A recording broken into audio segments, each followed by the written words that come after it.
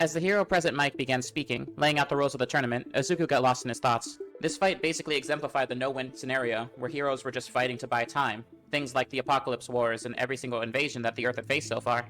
He was trying to figure out the best way to navigate it. That's when he felt Top's hand over his mouth. His eyes widened at the realization that he had just said all of that out loud. "Thank you. Honestly, that kind of disrespect to your fellow contestants is utterly inexcusable," a young man with glasses blurted out. Will you shut it?" Top responded. "Excuse me?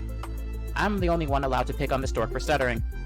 I'm not putting up with it from anyone else. And for the record, the only inexcusable thing I see is someone trying to humiliate someone in a hero exam," Top hissed, taking her hand off Izuku's mouth. The blue-haired boy took a step back from Top and began looking down as President Mike continued his speech. As he finished speaking, Top took that as her excuse to take off, with Izuku following soon after. The other contestants stared at them, with President Mike smiling and shouting to the heavens.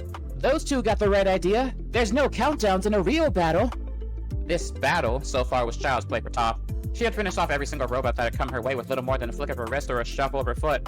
Not to mention that she slid on the ground around her so quick that her opponent simply couldn't match her speed. Another group of steel robots, three-pointers judging by their weight, had entered her field of vision, crowding around another, smaller, cowering contestant. Sighing, Top kicked herself in that direction before launching a barrage of what Izuku had so aptly named Earth Bullets, when they were kids, right through the necks of the robotic beasts, destroying them instantly. "You okay, dude?" She lowered herself to the boy's level. Toph always thought she was short, but the person in front of her was maybe a foot or two. "Aw, man! I can't get saved by a girl, are you kidding me?" The boy grabbed the ball-like appendages on his head that seemed to take the place of his hair.